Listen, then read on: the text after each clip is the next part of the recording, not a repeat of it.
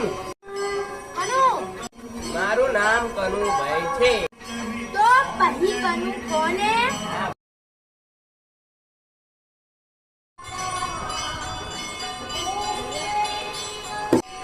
નામ બોલો નામ ભાઈ. મૂકો. શું મૂકો? મારું નામ લખો નહીં.